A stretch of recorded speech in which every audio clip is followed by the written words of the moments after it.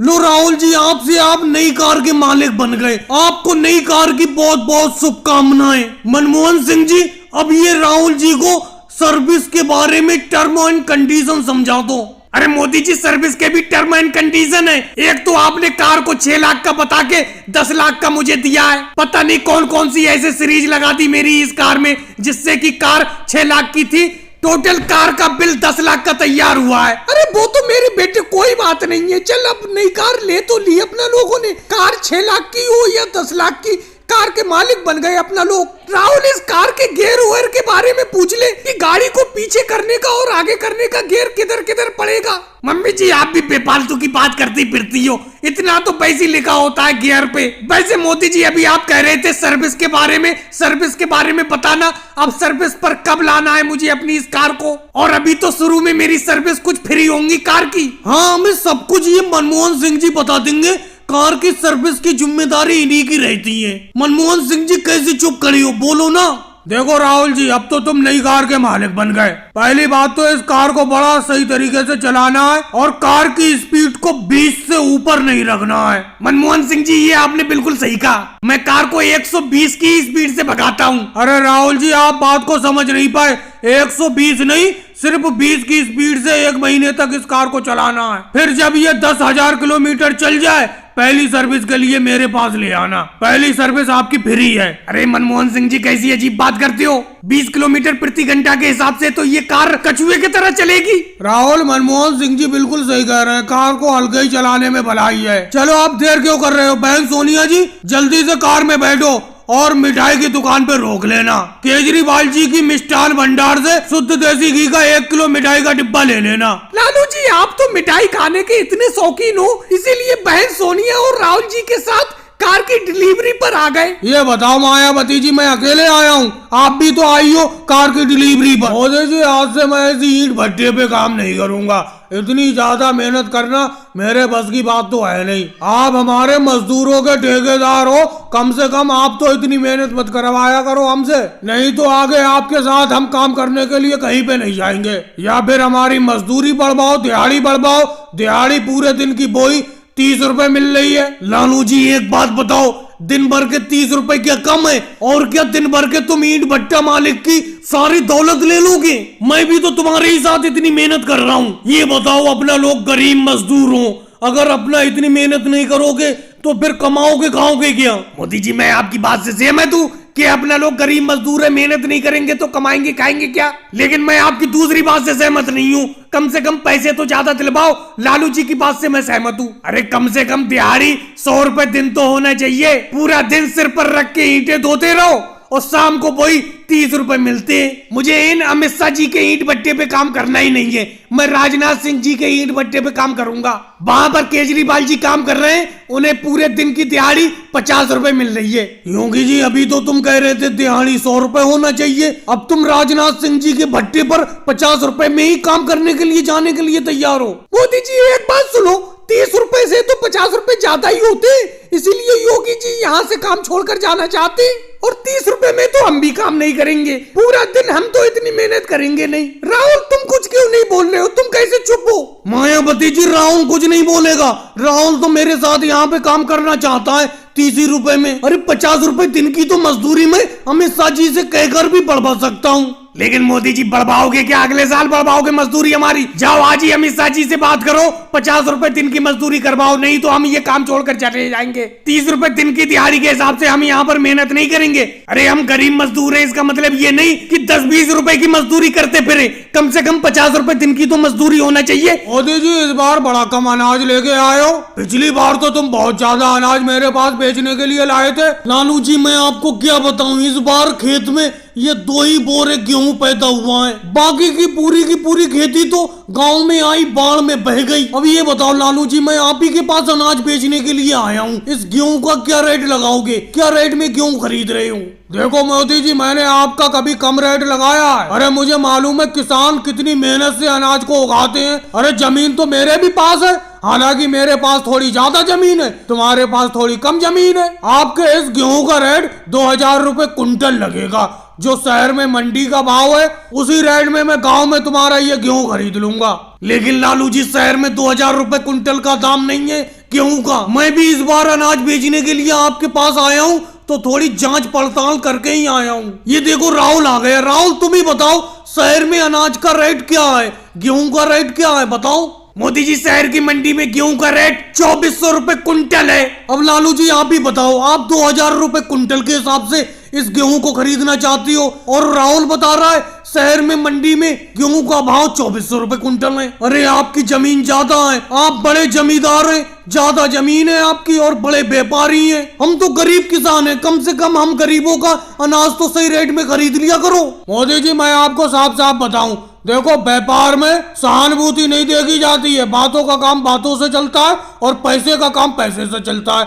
व्यापार अपनी जगह है और सहानुभूति अपनी जगह है। मैं अगर तुमसे सस्ता माल लेकर मंडी में ज्यादा दाम में नहीं बेचूंगा तो मुझे क्या फायदा होगा। अब ये बताओ, मैं तुमसे 2000 रुपए कुंटल से अनाज यहाँ पे खरीदता हूँ, शहर में जाके 2400 रुपए कुंटल बेचता हूँ, और यहाँ गांव से अनाज शहर में ले जाने के लिए भाड़ा भी लगता है, तो मैं क्या कमाता हूँ पैसे, यही बताओ। अगर तुम्हें शहर में अनाज बेचना है, जाके अनाज शहर में बेच दो। क्यों राहुल, सही कह रहा हूँ ना कह रहा हूँ मैं? नहीं लालू जी, आप बिल्कुल सही नहीं कह रहे हैं। अब ये बताओ, एक बोरी अनाज मेरे खेत में पैदा हुआ है, तो इस एक बोरी अनाज को क्या मैं शहर बेचने के लिए ले जाऊंगा? और गांव में हम आप ही के पास अनाज बेचते हैं, कम से कम सही रेट तो लगा लिया। लो भाई, पूरे महीने भर का राशन मोल ले लिया मोदी जी की दुकान से। गांव में इतनी भयंकर बाढ़ आई हुई है कि पूरे गांव में हाहाकार मचा हुआ है। पता नहीं बाढ़ का पानी कब कम हो, इसीलिए मैंने तो पूरे महीने भर का राशन खरीद लिया मोदी जी की दुकान से। अरे राहुल, सामान तो खरीद लिया मोदी जी की दुकान से, लेकिन ये सामान कितना महंगा बेच रहे हैं। गाँव में बाढ़ आ गई है, कोई दूसरा दुकान वाला दुकान खोल नहीं रहा है, ये मोदी जी दुकान खोल रहे हैं और इतना महंगा सामान बेच रहे हैं, क्या बताऊं। दाल जो ये पहले 50 रुपए किलो बेचते थे, वो दाल ये 500 रुपए किलो बेच रहे हैं। योगी जी, ये बात कहते हुए तुम्हें जरा सा भी डर नहीं लग रहा है? एक तो मैं बाढ़ के इतने पानी में दुकान खोलता हूँ, पूरा दिन भर दुकान के बाहर पानी में बैठा रहता हूँ, इसलिए कि किसी भी गांव वाले को किसी सामान की कोई दिक्कत ना हो, लेकिन तुम्हें सामान महंगा लग रहा है। अरे बाढ़ में तो मुझे भी बाहर से सामान महंगा मिल रहा है, क्या करूं मैं? अरे मोदी जी, ज्यादा बातें तो बनाओ मत। अगर पानी में और बाढ़ में दुकान के बाहर तुम बैठे रहती हो तो यूं ही थोड़ी बैठे रहती हो, कमाई नहीं कर रहे हो। योगी जी बिल्कुल सही कह रहे हैं। ये देखो, जो चावल मैंने पिछली बार तुमसे 90 रुपए किलो लिए थे, वो तुम 400 रुपए किलो बेच रहे हो अब चावल। अब तुमने ये 400 रुपए किलो दिए मुझे चावल। वैसे अखिलेश, एक बात मुझे और पता चली है, इन्होंने गांव की जितने भी दुकानदार थे उनकी दुकान का सारा सामान खरीद लिया। अब ये महंगे रेट में बेच रहे हैं अपने सामान को। अरे योगी जी, अखिलेश, तुम लोगों को ये बात करते हुए जरा सा भी डर नहीं लगता? कम से कम सोच समझ के तो बोलो। ये बताओ, ये मोदी जी इस गांव में इस बाढ़ में पानी में दुकान खोले हुए नहीं होते, तुम सामान कहां से खरीद के लाते? अरे वो भले ही कैसे भी बेच रहे हैं, महंगा बेच रहे हैं, सस्ता बेच रहे हैं, ये ध्यान दो, कम से कम बाढ़ में वो दुकान तो खोले हुए हैं, सब लोगों को खाने पीने का सामान तो मिल रहा है। राहुल, सही कह रहे हो तुम। ये योगी जी और अखिलेश तो मेरी बात को समझ ही नहीं रहे। पिछली बार बराबर वाले गांव में बाढ़ आई थी, उस गांव में कोई दुकान न होने की वजह से कितने लोग घर छोड़ छोड़ के भागे थे। अरे अपने गांव में तो मैंने पूरे महीने के खाने पीने का इंतजाम पूरे गांव के लिए कर रखा है। इतना सामान तो मैं खरीद लाया हूँ कि पूरे महीने भर गांव के लोग खाते रहे खरीद खरीद कर मुझसे। ये बाढ़ का पानी आज नहीं तो कल तो कम हो ही जाए। चाय, गर्मा गर्म चाय, चाय ले लो मेरी चाय, जल्दी जल्दी चले आओ चाय पीने के लिए मेरी। आ जाओ भाई लोगों। अरे क्या मोदी जी, ये तुम्हारी चाय पीने के लिए कौन आएगा? टोटल 4 लोग तो अपना इस झोपड़ी पे एक हफ्ते से बाढ़ में फंसी पड़ी हैं। पूरे गांव में इतनी भयंकर बाढ़ आई है कि अपनी झोपड़ी आधे से ज्यादा पानी के अंदर डूब गई और अपना इस झोपड़ी के ऊपर बैठे हुए हैं, और कोई इस झोपड़ी के ऊपर आ भी नहीं सकता अपना चार के अलावा, क्योंकि इतना पानी है चारों तरफ। और तुम आवाज लगा रहे हो, आ जाओ चाय पीने के लिए, आ जाओ। कौन आएगा चाय पीने के लिए? अरे वो सब तो छोड़ो राहुल, कोई चाय पीने के लिए आएगा कि नहीं आएगा वो तो बात की बातें हैं। पहले ये समझो, अपना इस झोपड़ी पे एक हफ्ते से बैठे हुए हैं, एक हफ्ते से ये अपनी केतली में चाय लिए बैठे हैं और एक हफ्ते पुरानी चाय को बेच रहे हैं रोज, और कहते हैं गर्मा गर्म चाय। अरे एक हफ्ते पुरानी चाय क्या गर्म होगी? लेकिन राहुल, ना मैंने ना तुमने चाय पी इनकी, लेकिन अखिलेश इनकी चाय बहुत पी रहा है और ये खुद भी अपनी चाय को पी रहे हैं, एक हफ्ते पुरानी चाय को। अरे योगी जी कब तक नहीं पियोगे मेरी चाय? एक हफ्ता अगर इसी तरीके से बाढ़ रहेगी तो भूख के मारे तुम बेहाल हो जाओगे, फिर मेरी इसी चाय को मांगोगे। और क्या कह रहे थे तुम कि मेरी चाय ठंडी हो गई? अरे मेरी केतली ऐसी है, इस केतली के अंदर एक बार मैं गर्म चाय भर लूं तो महीने भर तक ठंडी नहीं होती है। और मैं चाय बनाकर ही हटाता, अचानक बाढ़ आ गई, अचानक अपना लोग झोपड़ी पे चढ़ गए, तब से चाय यूं ही गर्म है। मेरी बात का यकीन ना हो अखिलेश से पूछ लो, क्योंकि मैं और अखिलेश तो मजे से चाय पी रहे हैं। अरे योगी जी राहुल बहुत बढ़िया चाय है मोदी जी की। एक हफ्ता हो गया अपनों को इस बाढ़ में फंसे हुए, लेकिन मैं तो रोज इनकी चाय पी रहा हूँ। इनकी केतली बहुत बढ़िया है, बिल्कुल उसके अंदर गर्म चाय रहती है। लेकिन मोदी जी आप चाय महंगी बहुत लगा रहे हो। अरे अखिलेश कितनी महंगी लगा रहा हूँ मैं? क्या घर बार मांग रहा हूँ तुमसे मैं? अरे घर बार नहीं मांग रहे हो, उससे कम पैसे भी नहीं मांग रहे हो। अरे 50,000 रुपए की एक चाय। अरे मोदी जी 50,000 रुपए की एक चाय बेच रहे हो? अरे बाढ़ का पानी घटने लगा भैया, हम तो ऐसी भूखे ही सही हैं। तुम्हारी चाय का पैसा कहाँ दे मिलेगा अगर हमने चाय पी ली? हाँ सही कह रहे हो योगी जी, इनकी चाय इतनी महंगी है, अगर मैंने पी ली तो जमीन बेचकर भी नहीं चुका पाऊंगा पैसे। 50,000 रुपए मैं कहाँ से लाऊंगा? राहुल और सोनिया जी पूरे एक महीने के लिए रुकने के लिए आए हम आपके यहाँ मेहमान बन के। देखते हैं कितनी मेहमान नवाजी करती हो तुम हमारी। जहाँ पर भी राहुल मिलता था कहता था कि घर आना घर आना। इस बार आ ही गए मैं और योगी जी दोनों लोग। मेरे और योगी जी के आते ही तुम्हारे चेहरे मुरझा कैसे गए? खुश क्यों नहीं हो तुम दोनों? क्यों राहुल कैसी बात है? अरे नहीं मोदी जी कैसी बात कर रहे हो, खुश हैं हम, बहुत खुश हैं। मम्मी जी चाय बना लो 2 कप। मोदी जी योगी जी इतने दिन बाद घर आए, जरा मेहमान नवाजी बढ़िया तरीके से कर लो।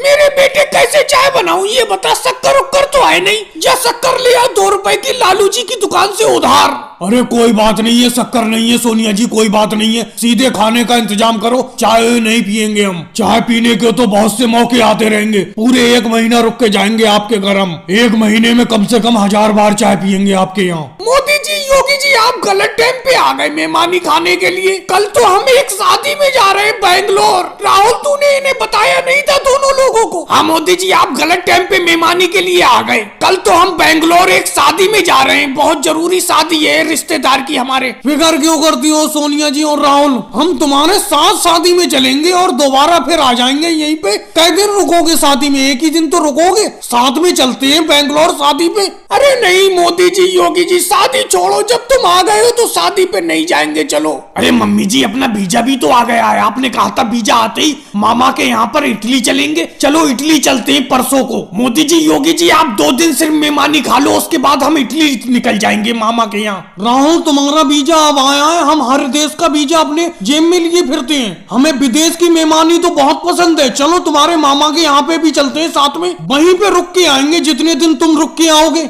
अरे मोदी जी योगी जी आपको समझ में नहीं आ रहा है, ये भैया और मम्मी जी एक से एक नए बहाने बना रहे हैं, आप यहाँ पर ना रुके इसलिए। अरे बेटी प्रियंका तुम भी क्या हमें बेवकूफ समझती हो? हमें सब मालूम है ये बहाना बना रहे हैं, लेकिन हम यहाँ पर 1 महीना रुक कर ही जाएंगे। 1 महीने की तो मेहमानी खा के जाएंगे, ये कुछ भी कर लें। बोलो राहुल क्या दिक्कत है? पूरे गाँव में पानी पानी है चारों तरफ, और तुमने मुझे इतने पानी में यहाँ पर बुलाया है। तुम्हारे खातिर मैं अपना क्लिनिक बंद करके आया हूँ। लाओ हाथ लाओ इधर, मैं चेक करूं तुम्हें क्या दिक्कत है बताओ। अरे क्या मोदी डॉक्टर साहब मुझे क्या चेक कर रहे हो? अरे मैंने तो तुम्हें ये चेक करने के लिए बुलाया है, इस गांव का पानी कब खत्म होगा, कब बाढ़ खत्म होगी, बताओ चेक करके जरा बताओ। तुम तो डॉक्टर हो मोदी जी, बताओ। अरे कैसी अजीबो गरीब बात करती हो राहुल, मैं इंसानों का डॉक्टर हूँ कि मौसम का डॉक्टर हूँ? लगातार बारिश हो ही जा रही है, ऐसे क्या पता बाढ़ कब खत्म होगी, मुझे क्या पता। तुम अपना चेकअप करवाओ, तुम्हें क्या दिक्कत है बताओ, क्या दिक्कत है? मैं समझा तुमने अपने चेकअप के लिए मुझे बुलाया है। अरे हमें अपने चेकअप के लिए तुम्हें बुलाने की क्या जरूरत है? हमें तो कोई दिक्कत होती है या कोई तबीयत खराब होती है हम तो जड़ी बूटी खा लेते और ऊपर वाले की कृपा से ठीक हो जाते। लेकिन मैंने तो तुम्हें यहाँ पर इसलिए बुलाया था कि तुम डॉक्टर हो तो कम से कम बताओ तो ये बाढ़ कब खत्म होगी, चेक करो जरा, चेकअप करो बाढ़ का। योगी जी तुम समझा नहीं सकते इस राहुल को, ये कैसी बातें कर रहा है? अरे सही तो कह रहा है राहुल मोदी जी। अरे बताओ ये बाढ़ कब खत्म होगी? हमारे तो आंकड़े फेल हो गए, हमने कहा था 2 दिन में खत्म हो जाएगी, लेकिन 1 हफ्ता होने को जा रहा है, अभी तक तो गांव की बाढ़ खत्म हुई नहीं है। अब हमने कहा डॉक्टर साहब को बुलाते, वो ही चेक करके बताएंगे इस गाँव की बाढ़ कब खत्म होगी। अरे योगी जी तुम भी राहुल की साइड हो गए, तुम भी राहुल की तरह बातें कर रहे हो, ये बात मुझे बिल्कुल पसंद नहीं आई। मैं अपना क्लिनिक बंद करके आया हूँ तुम्हारे लिए। लिए। चलो ठीक है, तुम इंसानों के डॉक्टर हो तो जरा मुझे चेक करके बताओ मुझे कितनी भूख लगती है और मैं कितना पानी पीता हूँ दिन भर में। अरे योगी जी तुम उल्टा कह रहे हो, ये तो मुझे तुमसे पूछना चाहिए तुम्हें कितनी भूख लगती है और कितना पानी पी लेते हो दिन भर में। अच्छा मोदी जी एक बात बताओ, जिस नाव पे मैं बैठा हूँ इस नाव में अगर छेद कर दिया जाए तो कितनी देर में ये पानी से भर जाएगी? बताओ बताओ, फिर मैं छेद करता हूँ। अरे कैसी अजीबोगरीब बात कर रहे हो राहुल, मैं डॉक्टर हूँ कोई साइंटिस्ट थोड़ी हूँ जो ये बताऊंगा कि नाव में छेद कर दो तो कितनी देर में नाव भर जाएगी पानी से। भाई लोगों को वीडियो को लाइक करो, चैनल को सब्सक्राइब करो।